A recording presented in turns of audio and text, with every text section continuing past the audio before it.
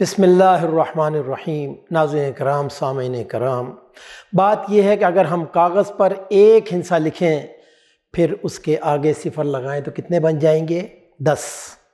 اسی طرح اگر دوسرا صفر لگائیں تو 100 اور تیسرا صفر لگائیں تو 1000۔ اب اسی طرح اگر صفر بڑھاتے چلے جائیں گے تو ہندسہ بڑھتا چلا جائے گا، یعنی بات لاکھوں، کروڑوں اور اربوں تک پہنچ جائے گی۔ اب اگر ہم اس ایک کو جو شروع میں لگا ہوا ہے ہٹا دیں تو پھر پیچھے کیا رہ گیا؟ پیچھے کچھ بھی نہیں رہ گیا، کیونکہ صفر کی کوئی اہمیت نہیں ہے۔ آپ لاکھوں کمائیں، کروڑوں کمائیں، آپ کے پاس بڑی جائیدادیں ہوں، فیکٹریاں ہوں، ڈگریاں ہوں، عہدے ہوں، حتیٰ کہ آپ بادشاہ کیوں نہ بن جائیں، یاد رکھیے اگر اللہ آپ سے ناراض ہے تو یہ ساری چیزیں کیا ہیں؟ صفر صفر صفر، پھر آپ کی کوئی حیثیت نہیں۔ اس لیے میرے بھائیوں، کوشش کیجئے اللہ رب العالمین کو ہر حال میں راضی کر لیں، منا لیں۔ ناظرین کرام، اب سوال یہ ہے کہ اللہ کی جو رضا ہے اس کی علامات کیا ہیں، اور اسی طرح اللہ کی جو ناراضگی ہے اس کی علامت کیا ہے؟ بات واضح ہے، یہ جو اس وقت ہمارے سامنے اے سی چل رہا ہے یہ اس بات کی علامت ہے، یعنی موسم کون سا ہے؟ گرمی کا موسم ہے۔ اور اسی طرح اگر کمرے میں ہیٹر چل رہا ہے تو یہ کس چیز کی علامت ہے؟ کہ موسم سردی کا ہے۔ اسی طرح ایک آدمی لمبی کار پر آ رہا ہے، یعنی قیمتی گاڑی پر آ رہا ہے، تو لوگ فوراً اندازہ لگا لیتے ہیں کہ یہ بندہ مالدار ہے۔ اسی طرح ایک آدمی دوڑ رہا ہے، اس کا مطلب ماشاءاللہ تندرست ہے، اور ایک آدمی وہ ہے جسے سہارے کی ضرورت ہے، اس کا کیا مطلب ہے؟ مطلب یہ ہے کہ آدمی کمزور ہے، بیمار ہے۔ ناظرین کرام، علماء امت فرماتے ہیں کہ اللہ کی رضا اور اللہ کی ناراضگی کی بھی اسی طرح کچھ علامات ہیں۔